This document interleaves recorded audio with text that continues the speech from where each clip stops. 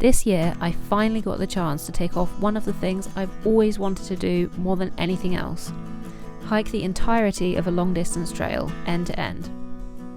In doing so, I walked over 790 kilometres across the entire length of the country, making the most incredible friends along the way. I walked in all temperatures, from 0 to 32 degrees Celsius, and covered various types of terrain, from cities to mountains to rolling fields. But before I did any of this, there were decisions to make.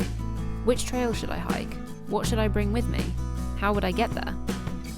Based on the amount of time I had available, I decided to begin walking the Camino Frances in March 2024. Although I had doubts about beginning the walk during the off-season, this turned out to be one of the best decisions I could have made.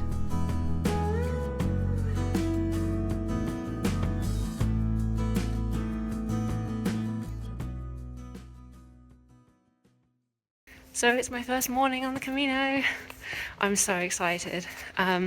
It's really, really quiet this morning, which I wasn't expecting. I thought that there would already be loads of people walking. But I'm just going to the pilgrim's office to get my pilgrim's passport stamped. The people that I befriended yesterday all got theirs stamped in the evening, but I have mine in my bag, so I need to go back this morning. It's 7:30 a.m. I've already been awake for like 2 hours, which was not intentional, but I have a feeling that early mornings are going to become very common. And yeah, it's really sunny. You can't actually tell it's sunny at all in this footage, but it is really sunny. It's really nice. And I have about 22 kilometers to walk today. So yeah, really looking forward to it. The Camino Frances begins in the French village of Saint-Jean-Pied-de-Port, and on the first day crosses into Spain via the Pyrenees. This introduces the first major difference when walking in the off-season. The higher Napoleon route through the mountains is closed due to the usual presence of snow, meaning I had to take the lower Valcarlos route. Admittedly, I found this a huge bummer when I was planning my Camino, as I love the mountains and had seen on my map that the Valcarlos route might feature a lot of walking on roads. However, I was open-minded and excited to discover what the Camino had in store for me. It's so warm. I'm absolutely overheating. I've been walking with a girl, Hannah, that I met in the hostel last night. And yeah, things are going really well. It's so beautiful out here. Like, so much more than the camera could capture. But it's really, really warm.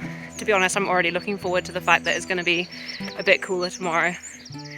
And it's been like, it's not like uphill the whole way, but we've had like ups and downs. So there's been some struggling uphill.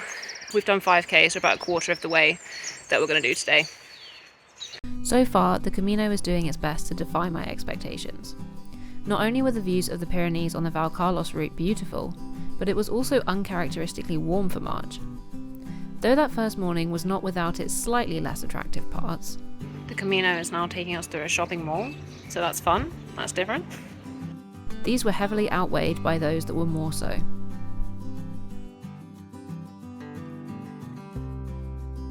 Soon we were arriving into the village of Valcarlos, which marked the halfway point along our first day. Here we had our very first taste of what would turn out to be a staple Camino experience, stopping at a cafe for a lemonade and some lunch. So we've just left Valcarlos, which is the halfway point of today. I'm now walking on a very fun road section. Just before we got to Valcarlos, Hannah and I met two other walkers, Chris and Sheila. So we all walked together, got lunch together, and yeah, we just sat in the town for a while, and now we're carrying on to Roncesvalles. Me, Hannah and Chris. Sheila decided to stay there, so we might see her another day, or maybe not, who knows. I didn't expect to spend so much time on the first day like walking and talking to people. I thought I would just be entirely on my own, so it's a really pleasant surprise actually. It's been really interesting to meet so many different people and learn about like why they've all come here to do the walk, because everyone has their own reasons. Unfortunately, there was a large section on the main road before and after Valcarlos, but I was so engrossed in conversation with all the new people I was meeting that I barely noticed, or indeed took many videos. As it started to get later in the day, we were thankfully able to move onto our first proper hiking trails of the Camino. We're just leaving this really small little village and now hiking along a really cute little hiking trail. Look at that. It's really nice. A lot of today we've been walking on the main road, so it's nice to have a change. Some of the walking we did on the main road was because we went the wrong way by accident. But we're now back on route. And I think we have a little bit more on the main road, and then hopefully after that we will say goodbye to it forever. But it's so nice here. You can hear all the birds chirping in the trees. It's really quiet. It's so nice.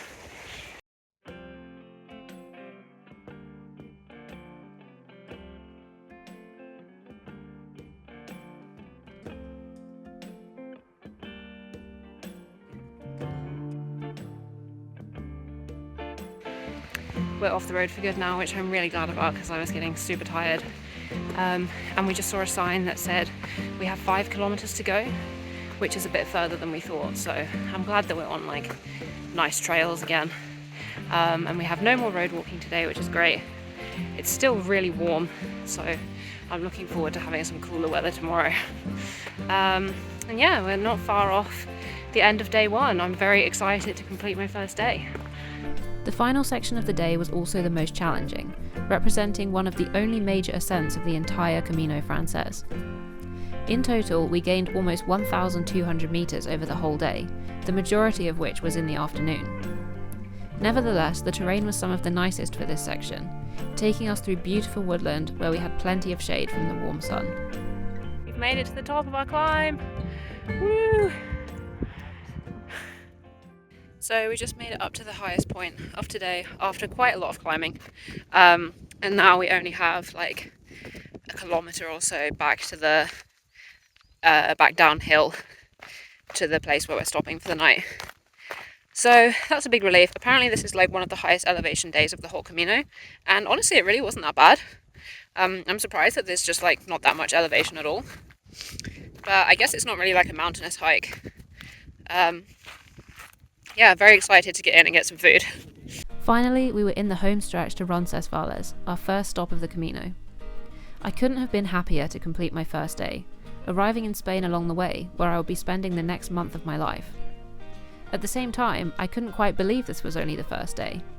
Having met so many people and walked through 2 foreign countries, it already felt like a huge adventure. Missing out on the Napoleon route couldn't have been further from my mind, and little did I know how much I would grow to appreciate my choice to walk in the off-season over the coming weeks. This is crazy. It is so hot. I honestly thought I might die. In fact, the real adventure was only just beginning.